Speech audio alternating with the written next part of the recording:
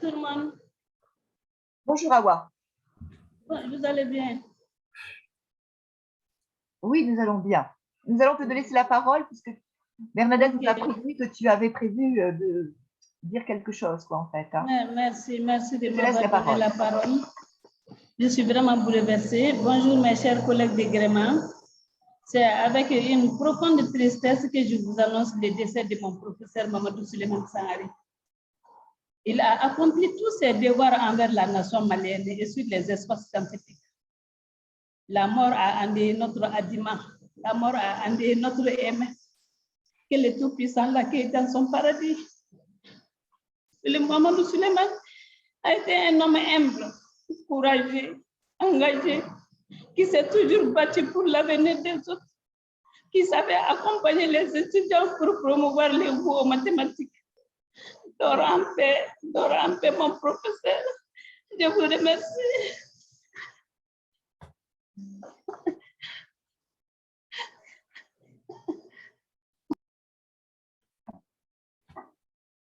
Merci Awa. Tu as très bien dit ce qu'on a tous ressenti en le connaissant plus ou moins bien. Je crois que...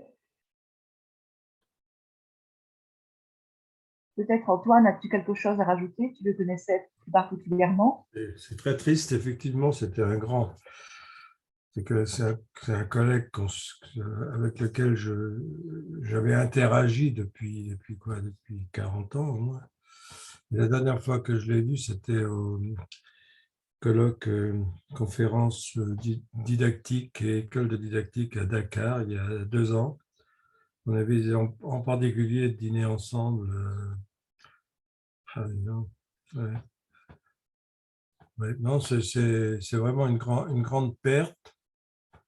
Et c'est de nombreux souvenirs qui reviennent. C'était quelqu'un de tellement chaleureux et tellement efficace. Je l'ai vu chez lui aussi, son diary, je l'avais vu dans sa famille. Non, et oui, les anciens, c'est un peu notre sort, quoi. C'est que il faut laisser la place aux jeunes de toute façon. Je pense que la relève est bien préparée grâce à des gens comme lui, justement, et quelques autres. Voilà, il faut continuer, les jeunes, enfin les jeunes, les Awa, Colline, voilà. Ouais, mais bon. En tout cas, mes regrets, mes condoléances à sa famille, je vais mettre un mot aussi. Ouais. Voilà. Merci Antoine. C'est vrai qu'on essaiera d'envoyer des petits mots parce qu'on a connu et c'est vrai que c'est vraiment Moi, j'ai eu un peu l'occasion de travailler avec lui et franchement, c'est vrai que c'était un grand monsieur. Et je pense que les apports qu'il a apportés à la société, en fait, mathématiques, enfin, au Mali et ailleurs, ça ne sera pas perdu, quoi, en fait. Comme tu le disais, il y a de la relève. Ouais, il y a la relève. C'est l'espérance. Voilà. Ouais. Encore merci à Awa. Et on va laisser la parole peut-être à Salimata. Alors, Salimata, en fait, je vais la laisser se présenter. Elle fait partie du groupe Gréma. Bernadette l'avait rencontrée à une école d'été en 2020. Donc, elle est enseignante du secondaire et elle est en master actuellement à Paris. Elle va peut-être nous en parler un petit peu plus. Et elle va nous parler, en fait, de l'association des profs de mathématiques de la région de Sikosso, qui ont fondé une association qui a été créée en 2005 et qui a pour objectif, en fait, de rendre les maths accessibles à tous, de vulgariser, de favoriser la formation continue. Mais je vais la laisser, en fait, prendre la parole parce qu'elle sera beaucoup plus claire que moi. Tu peux rajouter des choses sur ce que tu es, ce que tu fais, en fait. Hein. Voilà, je te laisse la parole et tu peux partager ton écran. Je vais me retourner. Merci beaucoup, Marie-Pierre, et bonsoir à tous et à toutes. Désolée, je suis encore touchée, bouleversée par la nouvelle du décès de mon professeur. C'est quelqu'un qui m'a vraiment encouragée, qui m'a toujours accompagnée. Et il y a juste quelques jours, je les envoyais en mail, les disant que j'interviens dans le téléséminaire. Et certains qui m'ont répondu qu'ils vont suivre, mais lui, il ne m'a pas répondu. Ben, je me demandais, j'allais même demander à Dissa qu'est-ce qui ces nouvelles, et voilà qu'aujourd'hui, on m'apprend qu'il vient de partir pour toujours. Et je ne peux que le remercier et je garderai un souvenir, toujours un souvenir de lui. Et désolée vraiment, désolée, je vais y arriver, je crois. Alors, je souhaite qu'il repose éternellement en paix. Donc, comme Marie-Pierre le disait, je suis Diara Salimata. Je suis professeure de mathématiques au lycée Monseigneur Didier de Monclos, de Sikasso. Et actuellement, je fais un master en didactique de mathématiques à l'Université Paris 7 Diderot. Je suis membre de GREMA et là, je vais vous parler de l'association des professeurs de mathématiques de la région de Sikasso. C'est Sikasso là où je sers et sympathisant, dont le sigle est APROMARS. Donc, c'est une association à but non lucratif, non confessionnel et apolitique. Le plan de mon exposé est le suivant. Nous allons voir quelques informations sur le Mali et Sikasso en particulier.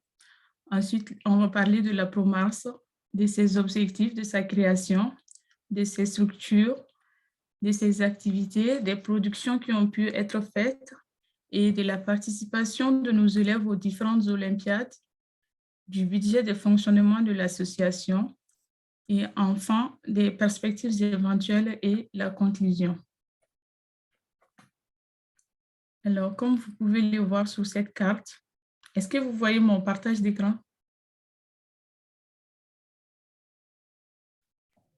Je réponds pour moi, mais on voit très bien. D'accord. On le voit. D'accord. Donc là, vous avez le Mali qui est un vaste État continental de l'Afrique de l'Ouest. Elle représente 2 fois la superficie de la France. Et Sikasso, qui est sa 3e région administrative, se trouve juste au sud là. Et elle s'étend sur 71 790 km² et sa capitale est Sikasso, qu'on appelle en Bamanakan, Kénédougou, la cité verte du Mali. Mais avec le nouveau découpage administratif, il y a certaines localités de la région qui ont été érigées en région, notamment la localité de Bougouni et de Koutchala. Du coup, il y a lieu de revoir le sens du cycle APROMARS. Donc, une éventuelle révision du statut et du règlement intérieur de l'association.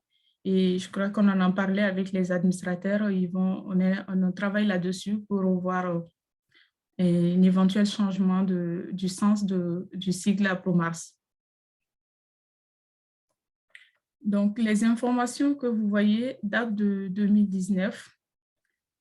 Alors, le Mali a une superficie de 1 241 238 km² avec une population estimée à 19 658 023 habitants et une densité de 16,11 habitants par km².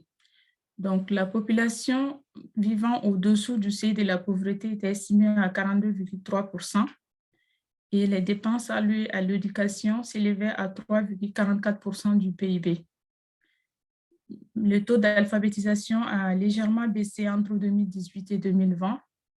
Donc, c'était de 46 à 40% pour les hommes âgés de plus de 15 ans et de 25 à 22,03% pour les femmes âgées de plus de 15 ans. Donc, ces informations sont consultables sur le site de Perspective Monde de l'Université de Sherbrooke et c'est une source de la Banque mondiale.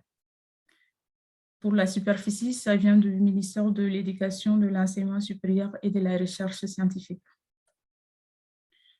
Donc, pour la PROMARS, c'est partie de la collaboration entre le comité pédagogique de mathématiques du lycée Monseigneur Monclos de Sikasso et du lycée Koné Danzier de Koutiala.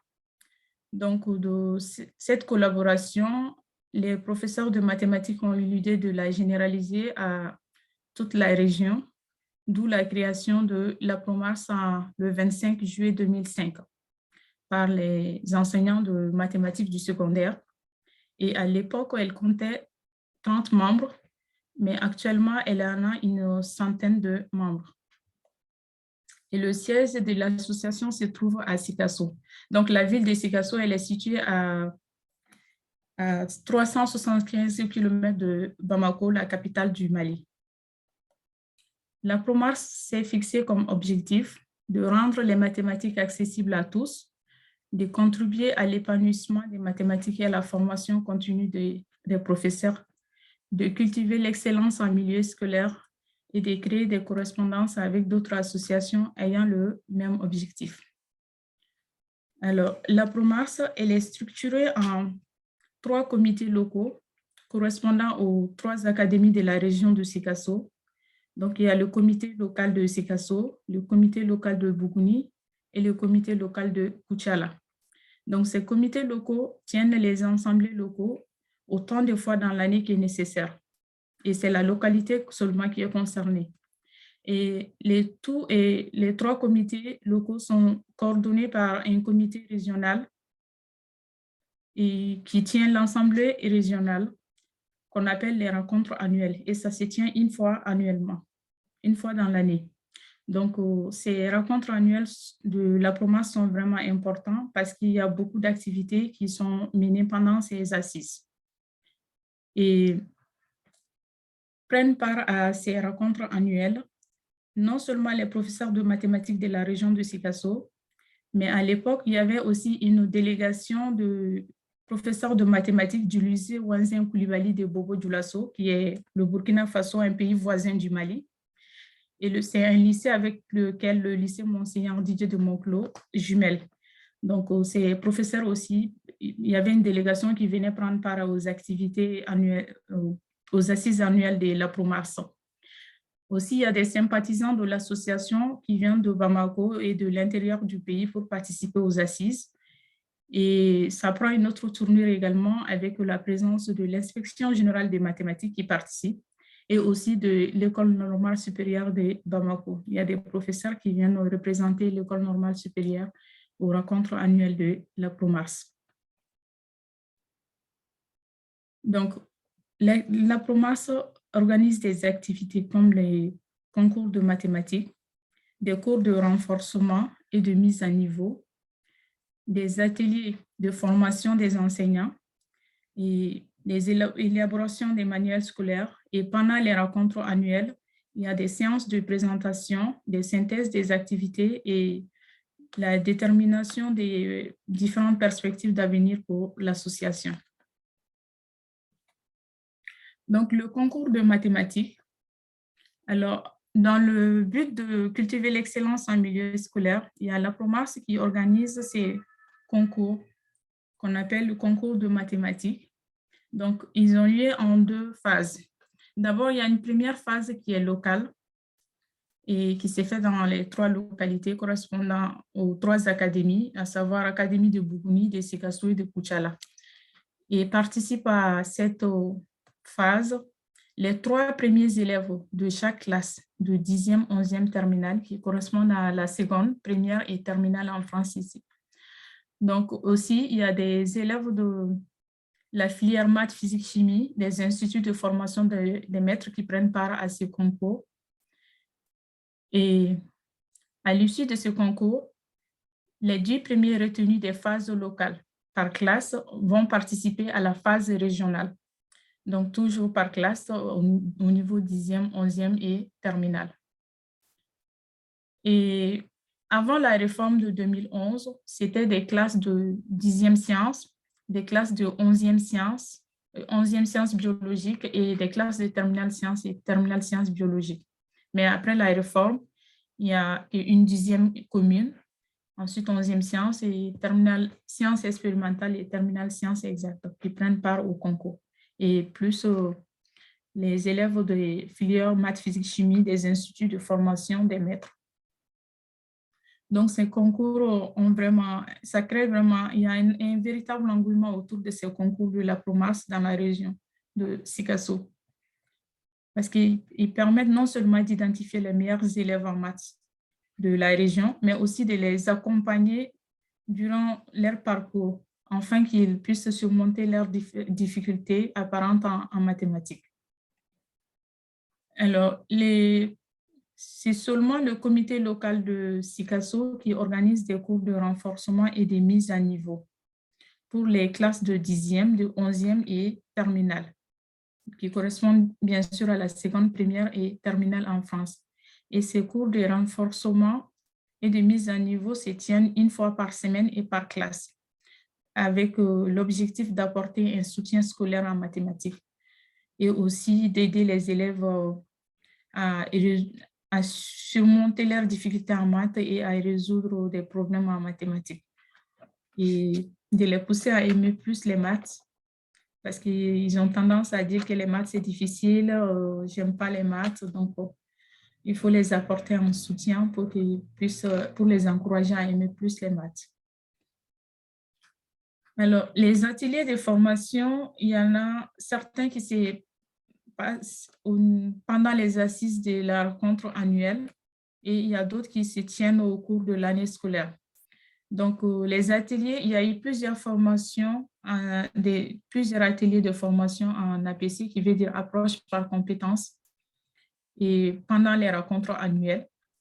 Donc, ces ateliers de formation ont permis aux enseignants de mieux maîtriser et d'adapter leur méthode de travail au nouveau contexte avec la réforme de 2011 où on est passé de l'approche par objectif à l'approche par compétence. Donc, il y avait pas mal d'enseignants qui n'avaient pas de formation à la méthodologie d'élaboration des cours, des fiches de séquence en approche par compétence. Donc, ces ateliers les ont vraiment permis de rebondir avec le nouveau contexte éducatif de l'enseignement secondaire. Et la ProMars, en collaboration avec le Centre de formation pour le développement, CF2, a organisé un atelier de formation au paquet de logiciels Learning 6.5 en 2018. Donc, cet atelier a permis aux enseignants de maîtriser le logiciel, qui est un outil indispensable à la qualité de l'enseignement-apprentissage des mathématiques maintenant. Et il y avait un autre atelier qui était prévu au courant avril 2022, mais malheureusement, à cause de la situation du pays, ça n'a pas pu avoir lieu. Et j'espère que dans les jours à venir, il y aura un autre atelier parce que c'est d'une importance capitale pour la qualité de l'enseignement et apprentissage des mathématiques. Donc, les séances de présentation se passent pendant les assises des rencontres annuelles et elles portent généralement sur des éléments ou des sujets du programme qui posent des difficultés d'enseignement à certains enseignants. Donc, elles permettent aux enseignants de mieux comprendre les notions qui sont présentées et abordées et à rectifier certaines conceptions erronées de ces notions et aussi un moyen de discuter sur la méthode, d'échanger avec ses pairs. Pardon? Oh là là, j'entends. Ah, c'est Bernadette qui a ouvert son micro. Bernadette, peux-tu fermer ton micro, s'il te plaît?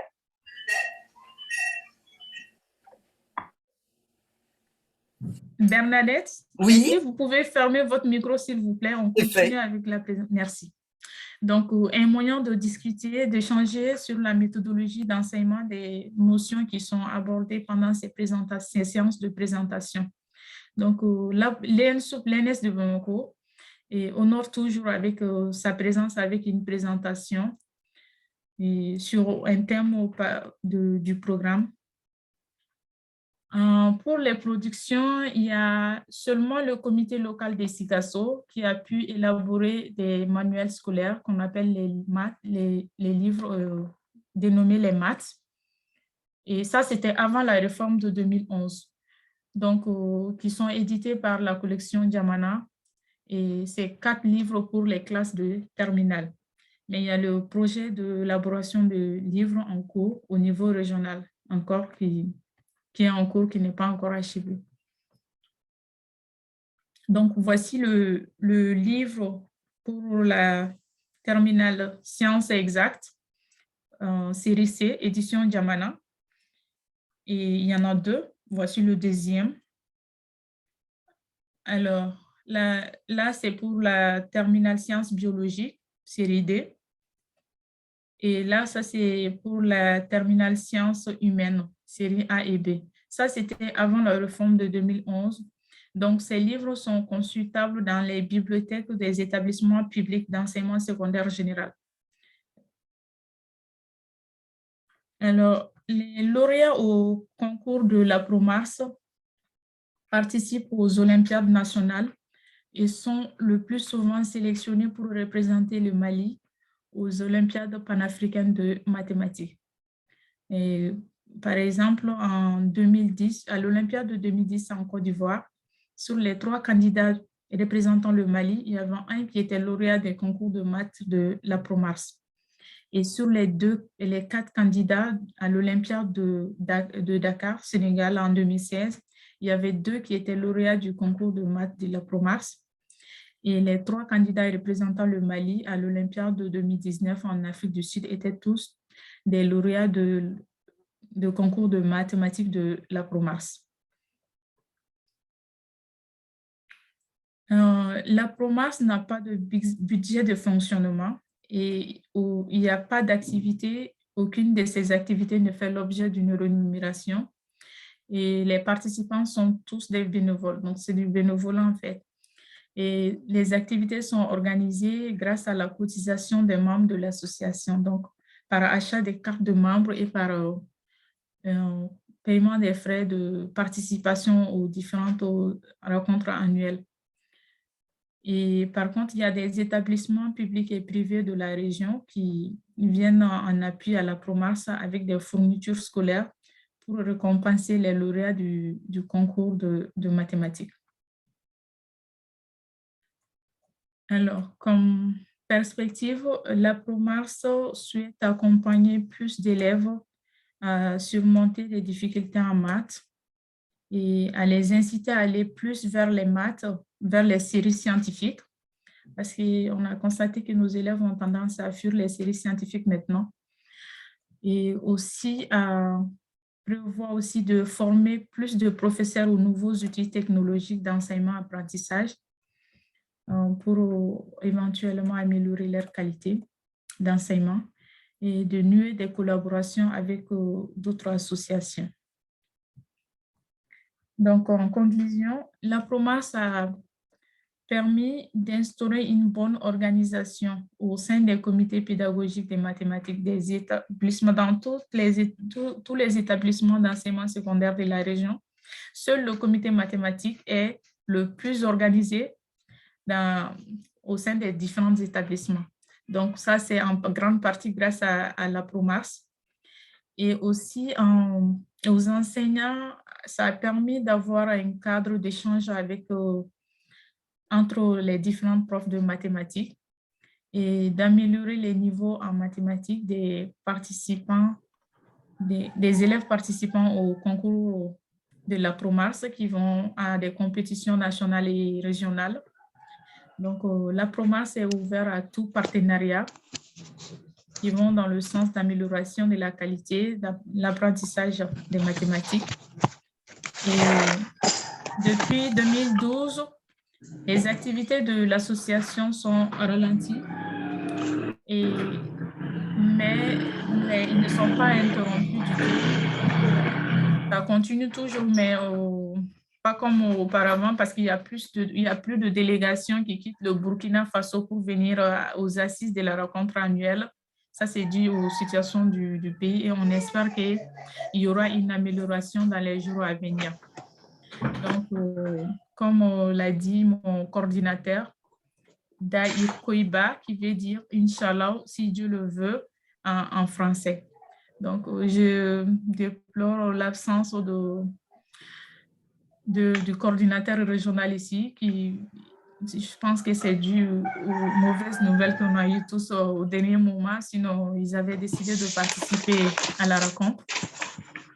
Et il s'agit du coordinateur de l'inspection générale de l'IPRAS de Sikasso, M. Doura, que je remercie ici d'ailleurs. Et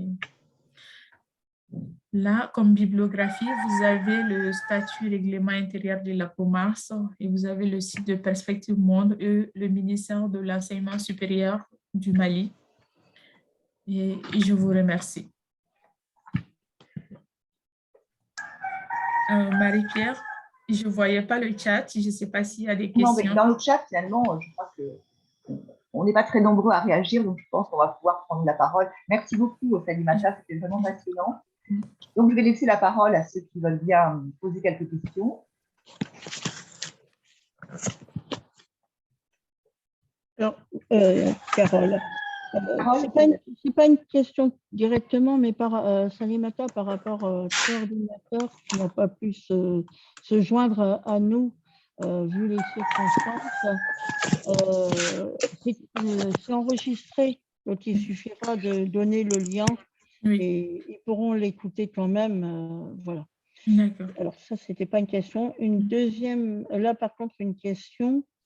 Est-ce que vous avez des liens avec des associations d'enseignants de mathématiques dans d'autres pays ou des pays voisins, ou pas du tout, ou ça pourrait être intéressant aussi, je sais pas. Oui, en fait, il y avait une forte collaboration entre le comité, la PROMARS et le comité pédagogique mathématique du lycée Wenzin Koulibaly de Bobo Dioulasso au Burkina Faso, et qui venait régulièrement prendre part aux assises de la rencontre annuelle de la PROMARS. Mais depuis les événements de 2012, il n'y a plus de délégations qui viennent et les contacts ont tendance à se perdre entre Sikasso et Bobo Dioulasso. Mais on espère que les choses vont reprendre très vite. Avec la situation, c'est sûr que ce n'est pas facile, les contacts. Maintenant, j'allais dire que malheureusement, avec la pandémie, on a appris beaucoup à travailler en visio et peut-être essayer de voir avec eux pour reprendre les contacts en visio si malheureusement les échanges en présentiel sont compliqués. Oui, tout à fait. Tout à fait.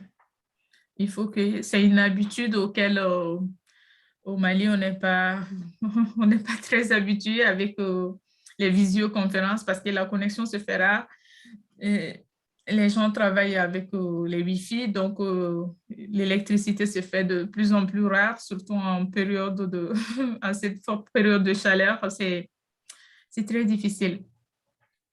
Et là, je vois un message de M. Traoré André, qui est également professeur de mathématiques au lycée public 3 de Sikasso et qui est membre de l'association, très actif d'ailleurs.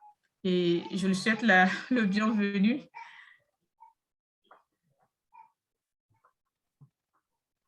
Moi, j'avais une question aussi, Salimata. Oui. Vous touchez en fait combien d'enseignants en fait, à peu près sur les 3 académies donc, que vous avez signalées? Oui. Est-ce que vous avez une idée en fait de la proportion d'enseignement de mathématiques que vous touchez ou à Sikasso même et à Burkina ou Boutiala en fait? Combien de gens se sentent mobilisés par ce type d'association en fait? Au Burkina ou au Mali? Au Mali. Au Mali, pour la PROMARS, bon, presque tous les professeurs de mathématiques de la région sont mobilisés pour la PROMARS. Et outre les profs de maths aussi, il y a d'autres profs qui ne sont pas du discipline mathématique, mais qui sont sympathisants de la PROMARS, qui prennent part à nos activités, et des profs de physique et des profs de biologie, et même des profs de philo qui sont intéressés par la PROMARS. Donc, il y en a à peu près comme je l'ai dit, une centaine dans la région de Sikasso comme prof de maths et les sympathisants, je ne sais pas exactement combien, mais il y en a plusieurs quand même.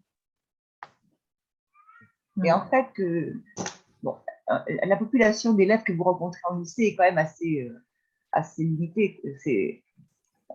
Enfin, quel est le pourcentage à peu près d'élèves qui vont au lycée? Enfin, on a vu les pourcentages d'enfants alphabétisés de 15 ans, mais Oui, ça représente la population quand même d'une certaine limite, je suppose.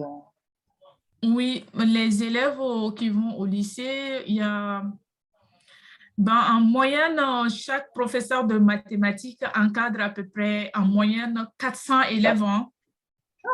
Ah oui, en moyenne 400 parce que tu peux avoir à peu près 4 à 5 classes de maths d'une soixantaine d'élèves.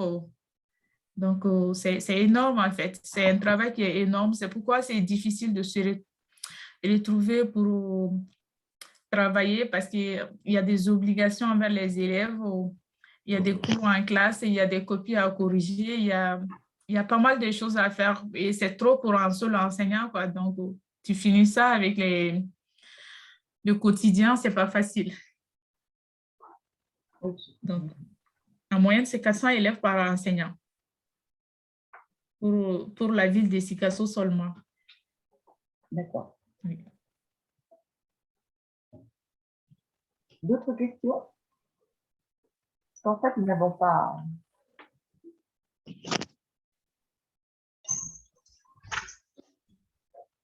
Moi, j'avais aussi juste une Est-ce que question. vous m'entendez? Ah bon. Question d'ordre général. En fait, tu disais au départ que vous avez dû, enfin, qu'il y a eu un régionnement différent. Et à quoi était-il dû ce régionnement, en fait? Dans quelle mesure tu disais qu'il avait fallu restructurer un petit peu parce qu'en fait, vous avez changé les régions au départ dans lesquelles vous interveniez, ce qui fait qu'à Sikosso, par exemple, vous avez dû en fait réorganiser les réunions. Ah oui, en fait, c'est pas Sikasso seulement, c'est en fait surtout le Mali qui a été structuré administrativement. Donc, Sikasso, qui était la troisième région qui comptait 6 cercles. Et parmi ces 6 cercles, il y a eu 2 cercles qui ont été érigés en région. Donc, c'est une répartition administrative nationale et c'est pas que Sikasso seulement. Avec les moyens de vente, ça devient moins de... C'est administratif, donc ce n'était pas lié non plus à Non, des objectifs bon, plus ou moins pédagogiques ou non. à une Non. politique éducative qui changeait les choses. Non, c'est pas lié à ça, c'est administratif, oui, c'est tout le Mali. Du coup, le Mali, qui avait 8 régions, se retrouve avec plus de 8, je crois, une quinzaine ou vingtaine de régions maintenant. Et Sikasso, qui avait Bougouni et Koutchala comme villes affluentes, ont été érigées en région. Donc, mais de toute façon, ça n'a pas encore touché, rien n'a changé pour la promesse, ça continue à fonctionner tel que c'était auparavant. Mais sauf que le nom ne correspond plus parce que là, on n'a plus la région de Sikasso seulement, on a 3 régions, Bougouni, Koutchala et Sikasso. Donc, mais là, les choses sont en cours. Je crois que dans les jours à venir, il y aura une révision du statut règlement de l'association pour l'adapter au nouveau contexte. Merci. Merci. Donc, Salimata, c'est très intéressant de voir comment vous arrivez à faire face aux difficultés. Et bon, c'est assez beau quoi, de voir tout ça, de t'entendre. Je ne suis pas sûr d'avoir tout compris. D'abord, le rapport avec l'institution, j'ai l'impression, est assez bon, puisque tu parlais d'un rapport avec l'inspection générale. Donc, votre travail est quand même soutenu, semble-t-il, par l'institution. C'est tout à fait en ligne, parce que vous ne dépendez pas du ministère de l'Éducation nationale. Non, on ne dépend pas du ministère de l'Éducation nationale, mais on a des bons rapports avec les institutions scolaires, avec les établissements de la région, avec l'inspection générale de mathématiques. Et il y a des inspecteurs de la région qui sont aussi fondateurs de la Promars. Ils sont fondateurs, oui. Oui, Okay. ils sont membres fondateurs, ils participent à nos activités, ils font des présentations, on échange régulièrement avec eux. Donc, Alors, pardon. on a de bons rapports avec, avec les institutions scolaires. Ce que j'ai un peu compris, c'est que vous aviez des activités avec les enseignants et des activités avec les élèves. Oui. Est-ce que ça se fait sur le temps institutionnel, le temps obligatoire des enseignants? Est-ce que ça se fait sur le temps scolaire des élèves ou est-ce qu'il s'agit de parascolaires, enfin d'activités extrascolaires portant sur des volontaires, que ce soit des enseignants ou des élèves? Bon, je ne sais pas si je m'explique bien. Tu vois, il y a des cas où on fait ça dans le cadre institutionnel, et dans d'autres cas où c'est complètement extérieur. Alors, les activités pour les élèves, c'est des activités extrascolaires et c'est sur le volontariat, ce n'est pas obligatoire, c'est sur le volontariat. Par exemple, les cours de renforcement et de mise à niveau des maths, c'est à l'endroit organisé pour les élèves, mais sur le volontariat. Et ça ne se fait pas pendant les heures de cours non plus, c'est en dehors des heures de cours. Mais par contre, les ateliers, organisés pour des formations pour les enseignants. Il y a des ateliers qui sont faits pendant les vacances scolaires. Là, en ce moment, il n'y a pas d'aire institutionnelle. Et aussi, il y a des activités qui sont organisées au moment. Il y a des activités, vu les contraintes, ça peut tomber sur les heures, les heures scolaires. Et du coup, on fait une demande à l'académie et une demande à la préfecture qui nous accorde des temps pour faire ces ateliers-là, sans que ça empiète beaucoup sur les cours. Donc, il y a des autorisations. On le fait avec une autorisation. Voilà. En ce qui concerne l'APC, est-ce que aussi ça pose des problèmes? Est-ce que les enseignants, parce qu'il y avait des problèmes avec l'APC à un moment donné, que je sache, est-ce que c'est rentré dans l'ordre et est-ce que l'association défend et est-ce que les activités extrascolaires aident à ce que l'APC s'intègre bien ou est-ce qu'au contraire, enfin, je ne sais pas, il y a des endroits où il y a des problèmes, je ne sais pas comment c'est chez vous. Oui, au tout début, la PROMAS, il y avait beaucoup de problèmes parce que c'est un nouveau concept qui est là, donc ce n'est pas facile à s'adapter, pas facile non plus à s'intégrer. Mais au fur et à mesure, avec les différents ateliers de formation, les uns et les autres ont pu s'adapter et les activités extrascolaires que la PROMAS organise aussi favorisent en fait l'acquisition de la méthodologie d'enseignement, favorise l'intégration de l'APC dans l'enseignement secondaire. L'étude se fait sur 0 plus infini. Donc, Voilà. si c'est le moment de prendre moins en facteur, tu vas avoir... Pardon, il y a un micro ouvert. Ah, c'est... Oui. J'avais encore une autre question, justement, parce que c'est vrai qu'il y a la formation continue et puis la formation vraiment en présentiel, mais au niveau des ressources, donc il y a 4 manuels qui sont un peu des manuels de référence qui sont a priori conçus pour avant l'approche par compétences, et aussi le dispositif Learning 6.5. Est-ce que les manuels, si j'ai bien compris, les enseignants ne les ont pas à disposition ou encore? Pardon, je ne sais pas.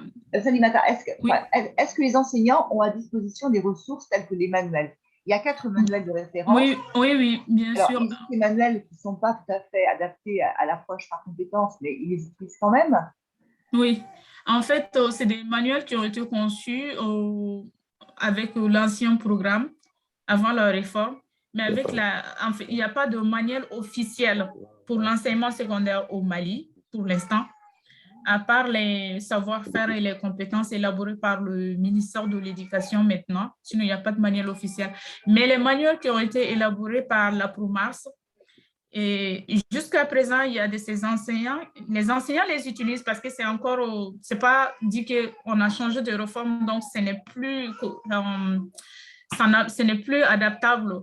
Mais en fait, il y a certains qui arrivent à l'adapter à l'APC, donc à s'en servir. Comme il y a des élèves aussi qui s'en servent toujours, surtout les livres qui sont avec des exercices corrigés, bien sûr. On s'en sert toujours. Malgré que ce soit de l'ancien programme, on peut toujours s'en servir. Et du coup, j'aurais bien voulu avoir aussi des compléments sur ce logiciel, la Learning 6.5. En fait, qu'est-ce qu'il apporte de plus? Qu'est-ce qu'il apporte exactement? Puisque j'avais l'air de dire que c'était vraiment un un levier de la formation aussi dans les ateliers de formation continue, quoi, en fait. Et est-ce qu'il est disponible? Comment ça se passe? Alors, pendant les formations, il n'est pas gratuit. C'est pendant les formations on met à la disposition des enseignants qui participent à la formation. Donc, avec ce logiciel, il y a WordScience, il y a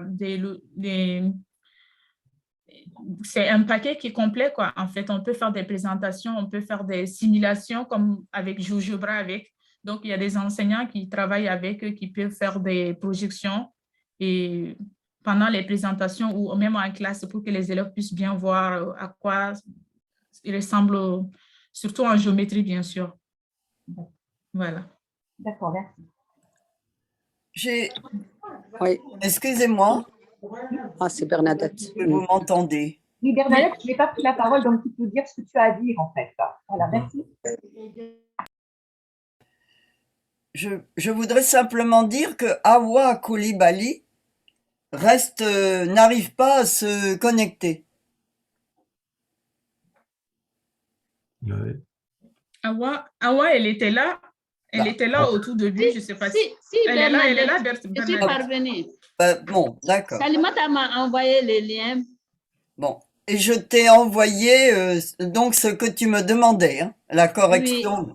Bon, Ah, d'accord, par mail. oui, j'ai cru, non pas par mail, enfin par message. Par Ok. Oui, j'ai le mail. Ok, merci.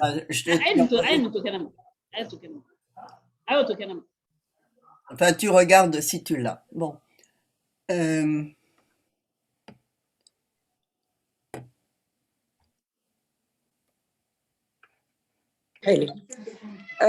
Marie-Pierre? Ah, je pense qu'elle ne m'entend pas, Marie-Pierre. C'est bon à savoir. Tu m'entends, Marie-Pierre? Tu m'entends? Oui, Safia, on t'entend. Tu voulais Oui, poser une question à Salimata? Oui, pas Marie-Pierre, c'est Carole. Ah, c'est Carole, Voilà. oui. Bonjour, Oui. Carole. Oui, Oui, vas-y, pose une question à Salimata si tu le souhaitais. Ok, très bien. Ben, écoute, Salimata, je te remercie beaucoup pour ton intervention, c'est très intéressant. J'ai une petite question. La ProMars, est-ce qu'avec tout ce qu'elle fait comme activité, que ce soit extrascolaire ou dans les formations pour les enseignants en activité et tout ça, est-ce qu'il y a d'autres initiatives en dehors de la région de Sikasso et de sympathisants, d'autres initiatives qui ont suivi la ProMars? Est-ce que tu es au courant? Est-ce que c'est un moyen d'encourager d'autres groupes d'enseignants? Est-ce que tu as une idée ou pas? Oui, en fait, pas exactement dans la région, mais… Oui, en dehors de la région, justement. Est-ce qu'il y a d'autres initiatives en dehors? Puisque dans la région, il y a la ProMars qui fait quand même pas mal de choses. Oui, en fait, la ProMars a servi de modèle d'organisation pour les différents comités pédagogiques. En dehors de la région, bien sûr, il y a pas mal de lycées, des comités, des établissements qui se réfèrent de l'organisation, qui s'unissent et qui travaillent ensemble et qui collaborent avec d'autres comités pédagogiques. Donc, je peux dire qu'il y en a, je ne connais pas très bien exactement, mais j'ai eu des échos quand même.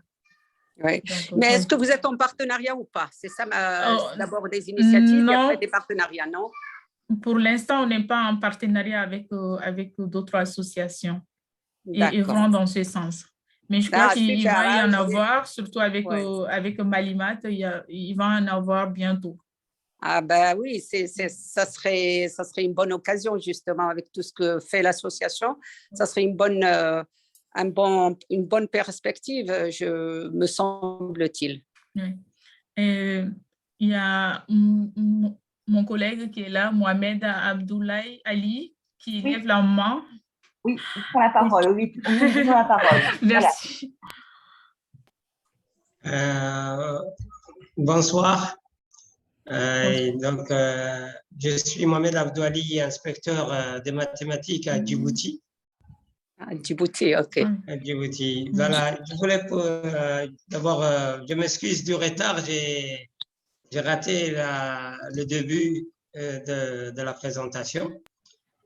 je voulais savoir pour les ateliers, pour les enseignants, les ateliers organisés par la Promars, est-ce que ça s'inscrit dans dans la planification de l'inspection ou ils sont un partenaire dans la formation continue des enseignants ou c'est une activité supplémentaire qui vient s'ajouter à la formation continue prévue par le ministère ou par les inspections? Alors, les ateliers de formation ne relèvent pas de la formation continue obligatoire des enseignants. En fait, c'est des ateliers qui sont organisés, qui sont à l'initiative de la Promars, bien sûr, parce qu'étant en classe, les enseignants ont des difficultés par rapport à l'enseignement de certaines notions. Donc, on en discute et on décide d'en faire un thème. Il y a un comité local qui va traiter le thème et qui va présenter le thème à des séances de présentation pendant les rencontres annuelles. Ou bien, on peut faire une demande à l'inspection générale. Bon, il y a pas mal de professeurs qui ont des problèmes avec ce terme. On aimerait bien que vous veniez et que vous fassiez une présentation là-dessus ou des ateliers là-dessus. Donc, l'inspection accepte, mais ce n'est pas une formation obligatoire et je le dis encore une fois, c'est de l'initiative de la Promars et ce n'est pas du tout notoire par rapport à l'inspection générale. Voilà. Et aussi, il y a des professeurs qui peuvent vous présenter sur des éléments du programme et en atelier, on peut en discuter sur comment ça s'est fait, comment il faut faire, et voilà, entre pairs, bien sûr. J'espère que j'ai répondu à votre problème, à votre question. Oui, merci. Alors, juste, si vous permettez une deuxième question. D'abord, je salue vraiment votre association. Et est-ce que vous arrivez à influer sur les travaux comme les programmes ou les heures d'enseignement des enseignants? Est-ce que la Promars a des initiatives qui ont marché? Tu peux nous citer des exemples? Par rapport aux heures que les professeurs exécutent en classe? Oui, ou voilà, ou bien la façon d'enseigner, ou bien en tout cas un impact sur l'enseignement des mathématiques au Mali. Là. Oui, bien sûr. Par rapport à un exemple précis, ce serait les statistiques. Les statistiques en classe de terminale, par exemple, il y a la Promars qui a eu à faire un atelier là-dessus et à élaborer une méthode. En fait, l'atelier a permis à certains d'avoir une méthodologie d'enseignement de la statistique qui posait pas mal de problèmes à certains enseignants en classe de terminale. Donc, les ateliers sont là pour ça. Et c'est pour, en fait, corriger des difficultés et pallier à des difficultés d'enseignement des notions en classe. Donc, c'est pour ça qu'on a ces ateliers qui se tiennent pendant les assises de la rencontre annuelle. Et aussi, je ne sais pas, vous disiez que vous aviez 27 heures par semaine tout de suite. J'ai vu dans le chat, je ne sais pas si c'est vous ou pas. Et... Non, ce n'est pas moi. Ah, d'accord, désolée. Pardon. Est-ce que j'ai répondu à votre question? Oui, merci beaucoup. Merci. S'il vous plaît, moi j'ai une question à poser à Mohamed. On peut demander, oui, on peut peut-être laisser, Marlène, on te laisse la parole après, on laisse d'abord le mot à Bernadette qui levait la main. En fait. Après, okay. Marlène, ok. J'attends la fin. Ok. Bernadette? Bon, eh bien, j'aurais aimé, sauf si je l'ai manqué puisque je n'étais pas là au tout début, mais revenir à l'utilisation des manuels. Quel rôle joue-t-il puisque à une certaine époque, comme vous le savez, les manuels avaient été proposés par la France et faisaient partie d'un accord qui s'est prolongé un bon nombre d'années. Est-ce qu'ils servent encore d'une manière ou d'une autre ou non? Enfin voilà, simplement savoir s'ils ont complètement disparu ou non. À l'époque où il y avait eu un accord entre le ministère des Affaires étrangères et le pays, et les pays d'ailleurs concernés à ce moment-là. Bon, je ne vais pas parler en années, je vais dire simplement savoir si ils sont actuellement encore utilisés ou non, ou simplement s'ils servent aux enseignants dans leur formation ou non. Mais il n'y a pas besoin de s'y attarder beaucoup, c'est une simple question pour savoir, voilà, s'ils ont continué à être utilisés. Je parle surtout du deuxième cycle, c'est-à-dire seconde, première, terminale. Mais peut-être qu'il y en a aussi, et je ne sais pas, dans le premier degré, ou est-ce qu'ils ne servent plus du tout? Bernadette, Oui? vous parlez des manuels que la Promars a élaborés? Non. Là, je parle des anciens manuels et justement, quelle a été leur destinée. Et voilà. Et si... Avant la réforme, bien sûr. Avant Oui. la réforme, ben, comme je l'ai dit, il y a pas toujours eu de manuel officiel au second degré. Oui. Mais par contre, les manuels qui sont dans nos bibliothèques, nos élèves les utilisent et les adaptent par rapport aux cours qu'on dispense actuellement. Et les enseignants aussi s'en servent dans leurs recherches, comme ils font des recherches aussi sur Internet. Bon, autrement dit, maintenant, ils ne servent plus qu'à la formation des enseignants. C'est ça, pratiquement. Non, pas que ça seulement, même les élèves s'en servent. Ah bon? Les élèves s'en servent. C'est pas parce qu'il y a eu une réforme que tout a changé. Il y a certains qui ont changé, mais pas tout. Certains sont toujours appliqués. Ouais, ouais. Et je vois, je ne sais pas qui avait posé la question par rapport à d'autres, Safia, à d'autres associations similaires. Il y a mon collègue André qui a dit que la région de Ségou, qui est la quatrième région administrative du Mali, ont fait pareil, qu'ils ont créé une association similaire à l'APROMARS et qu'ils ont même adopté le nom APROMARS, je pense. Merci André, je n'étais pas au courant. Alors, je pense simplement à la richesse éventuelle pour la formation des enseignants, mais je peux me tromper, hein, je demande. La richesse éventuelle pour la formation des enseignants des manuels qui ont été utilisés, je ne sais pas, dans les 15 dernières années ou les... Voilà. S'ils existent encore, est-ce qu'ils sont utilisés ou non? Et qu'est-ce que vous utilisez pour la formation des enseignants? Mais là, la question, actuellement, la question est sans doute trop lourde maintenant, enfin, ça nécessiterait un sujet particulier. Hein? Qu'est-ce qui est utilisé pour la formation des enseignants comme document La formation continue ou initiale, Bernadette? Ah, là, je pensais plutôt à la formation continue, mais si tu veux parler de la formation initiale, je ne sais pas, c'est peut-être pas là je ne sais pas. Non, pour la formation continue, là, les enseignants ont la possibilité d'aller dans les écoles de formation. Oui. Et comme l'INSOUP, qui est là pour les enseignants qui ont commencé avec le primaire, il y a aussi l'INTP et il y a ISFRA IPR aussi qui est là pour la formation continue, certifiante bien sûr, mais aussi pour la formation continue en milieu, étant en classe bien sûr.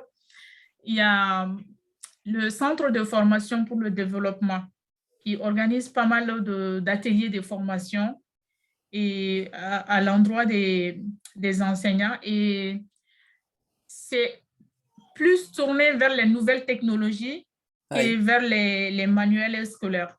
Oui. Voilà. Donc, pour les manuels scolaires, je crois que c'est des enseignants qui s'en servent dans les bibliothèques, qui sont déjà dans les bibliothèques, qui s'en servent pour élaborer leurs cours de classe. C'est ça, c'est à titre documentaire, il n'y a pas spécialement un usage actuel dans la formation. Ouais. Oui, tout à fait. Merci.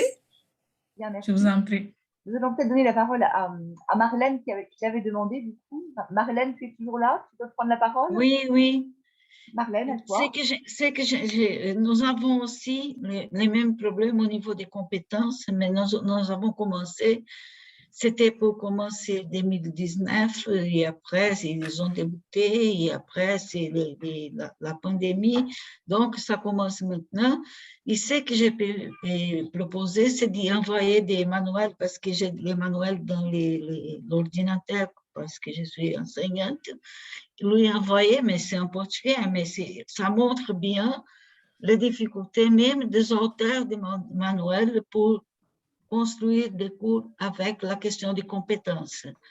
Et même c'est intéressant parce qu'on a au niveau du ministère la nouvelle organisation de l'enseignement, qui c'est la base nationale comme curriculaire, mais c'est aussi en portugais, mais c'est intéressant, je pense que s'il y a quelqu'un chez elle qui peut faire regarder, je peux envoyer tout ce matériel. De toute façon, la BNCC, c'est dans les sites des ministères.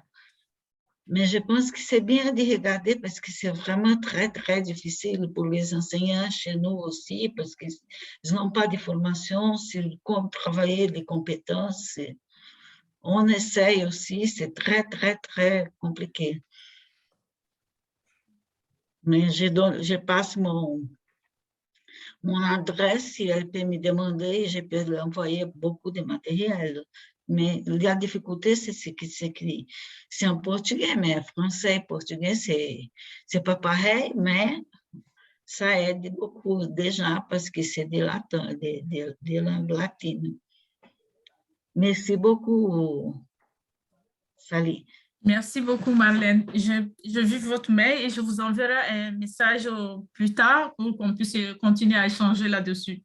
Oui, merci parce beaucoup. que je peux vous allez voir, parce que nous avons déjà des manuels, mais ça aide pas beaucoup, parce que même les auteurs, mais c'est bien de regarder, et regarder même les documents brésiliens, parce qu'ils ont essayé de répondre aux documents, mais ils n'ont pas bien. Pour moi, c'est très, très compliqué pour moi de lire les manuels aussi, non au niveau de la langue, mais au niveau de qu'est-ce qu'ils ont fait ici, pourquoi ils ont mis ça et non ça et tout ça. Mais c'est très intéressant. Je peux vous passer mon mail. D'accord. Merci beaucoup. Merci Marlène, merci Salimata. Il est 18h07, peut-être pouvons-nous donner la parole à Mohamed. Alors en fait, est-ce qu'il y a d'autres questions? D'autres questions? Je vais laisser la parole en fait à Mohamed Abdo pour quelques minutes, puisqu'en fait nous aurons le plaisir de l'écouter pour le prochain téléséminaire, le 3 juin, qu'il se présente un petit peu à nous et nous dise un petit peu ce qu'il va nous raconter la prochaine fois. Et ensuite, je donnerai la parole à Bernadette, qui reviendra sur un téléséminaire passé et qui présentera quelques informations sur la prochaine réunion Gréma. Voilà. Donc, Mohamed, si vous voulez prendre la parole. Oui, mais je vois des mains levées. Il y a André Traoré. Ah, je vais lui laisser la parole, tout à fait. Il y a Bernadette aussi. Je vais d'abord laisser la parole à André Traoré et puis ensuite, nous demanderons à Bernadette si elle voulait préciser quelque chose. Marie-Pierre, André Traoré, il est également un professeur de mathématiques, mais du lycée public 3 de Sigasso. Et il est également membre de la Promars. Oui. Bienvenue, André. Voilà, merci. Bonsoir tout le monde. Oui, actuellement même, je suis en cours, mais bon, comme en tant que membre de la Promars, je me suis dit qu'il serait intéressant quand même que je participe vraiment à la conférence. Et je voulais juste faire quelques contributions et par rapport vraiment à ce que la Promars a fait pour les professeurs de mathématiques dans la région de Sikasso ici, surtout avec l'arrivée de l'APC.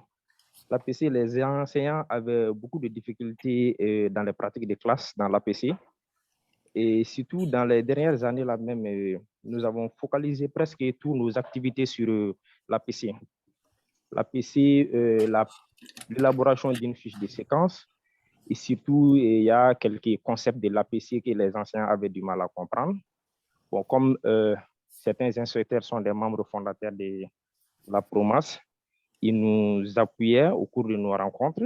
Et à chaque fois qu'on organisait ces rencontres-là, on faisait appel à d'autres professeurs de mathématiques d'autres régions, à d'autres sympathisants. Ils venaient et vraiment, ces appuis-là des inspecteurs nous ont beaucoup aidé les professeurs de mathématiques ici.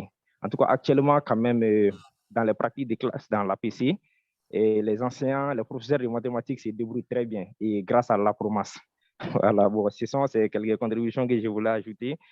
Et je suis également le secrétaire administratif de l'association, si Salimata ne l'a pas dit.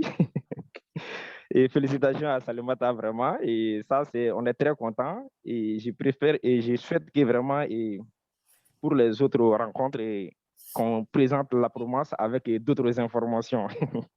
Voilà, merci à vous tous. Vraiment, merci. Merci beaucoup, tonton André. Je l'avais oublié. Il est également le secrétaire administratif de la PROMAS et il est un membre très actif de la PROMAS.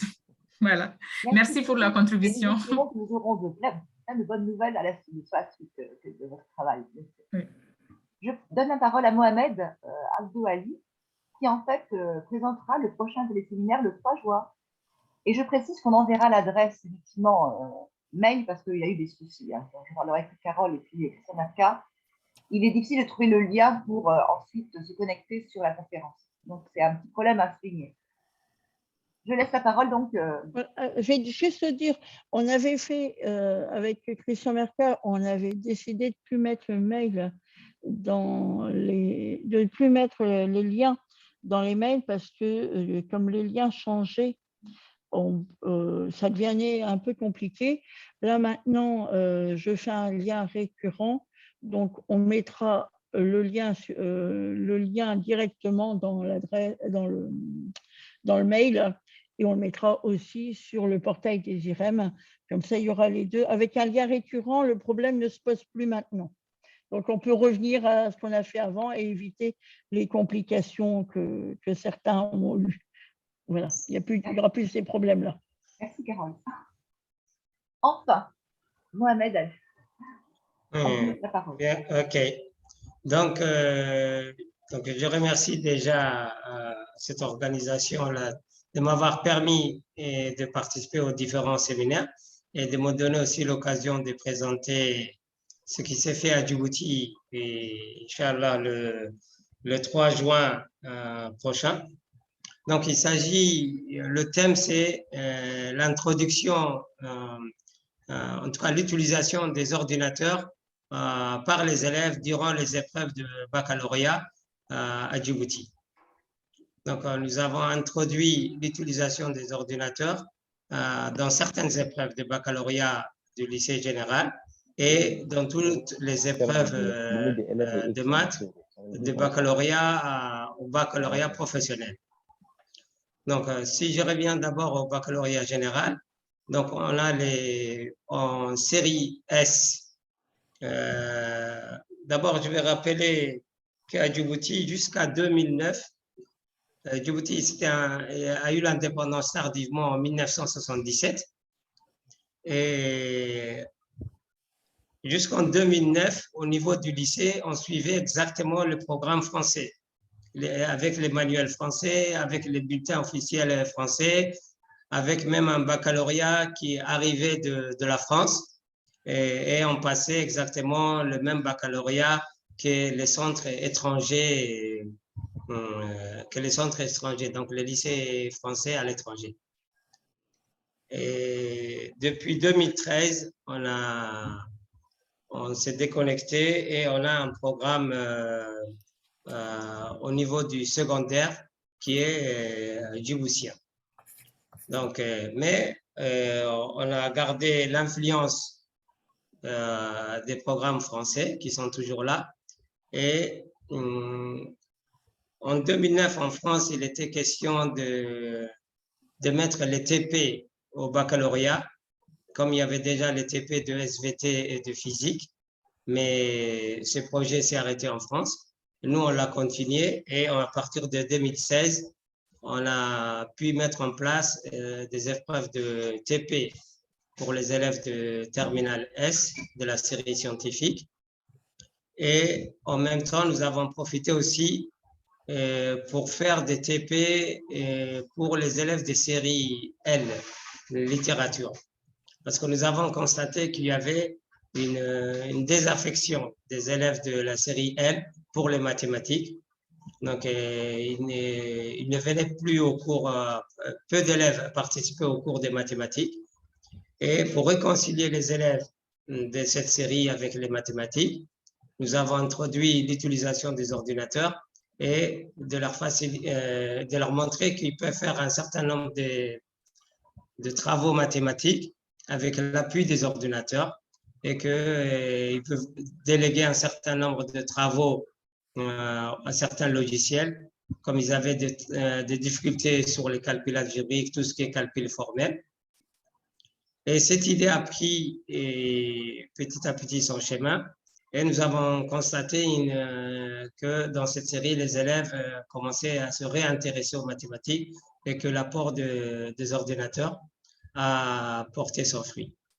Ensuite, on a porté cette expérience vers le lycée professionnel pour les baccalauréats pro, pour les bacs pro. Et depuis 2019, nous avons aussi introduit l'utilisation des ordinateurs dans les épreuves de bac pro, de bac professionnel dans le lycée professionnel. Et là aussi, l'évolution est en cours. Et voilà, dans ma présentation, je vais présenter ça et surtout aussi présenter tout ce qu'il a fallu mettre en place pour arriver à cet objectif et les obstacles que nous avons rencontrés tant au niveau des enseignants qu'au niveau de l'institution elle-même, au niveau du ministère. Et on a dû aussi faire face à un certain nombre de préjugés. Parce qu'il y a encore des gens qui pensent ici que les mathématiques, on les fait des maths à la main. Et que dès qu'on introduit la calculatrice ou bien l'ordinateur ou de logiciel, ils pensent que voilà, on fait plus de maths. Et il a fallu surmonter tous ces préjugés. Et voilà, j'espère que je pourrai présenter tout ça le 3 juin. Voilà un peu en gros ce que je vais présenter. Un bel avant-goût, une bonne version, et en plus, c'est un vaste projet parce qu'en France, les littéraires sont aussi très peu motivés par les mathématiques. Je vous remercie beaucoup. Donc, nous vous écouterons le 3 juin et je vais laisser la parole à Bernadette en conclusion, puisque tu voulais nous… un rappel sur ICDMI, parce qu'en fait, je ne l'ai pas fait, on n'a pas eu le temps, et puis une petite date pour Gréma aussi, me semble-t-il. Voilà, deux fois. Bon, eh bien, je vais tenter de répondre à cette invitation. Bon, ben, vous savez que Gréma a beaucoup de soucis. Bon, que je ne vais pas détailler maintenant, mais sur lesquels nous aurons l'occasion de revenir lors de la prochaine réunion que nous allons proposer et qui est actuellement prévu donc pour, je vais vous redonner la date, le 20 mai, je ne me trompe pas, le 20 mai après-midi. Oui, c'est ça. Donc vendredi 20 comme d'autres fois. Alors, l'heure n'est pas fixée, mais d'habitude, Marie-Pierre, nous la mettons à cette heure-ci. Ah, on la met peut-être quelquefois plus tôt. Est-ce que tu as un avis là-dessus? Bon, Marie-Pierre n'est pas là. Si, mais ça dépendra si on la fait en visio ou si certains d'entre nous peuvent se retrouver sur Paris. Oui. On peut la faire en mixte, en visio et puis en partie. Oui. Salimata, tu seras encore là le 2 juin. Non, le 20 mai, pardon. Mais on peut éventuellement trouver un moment pour refaire des réunions en présentiel, en partie.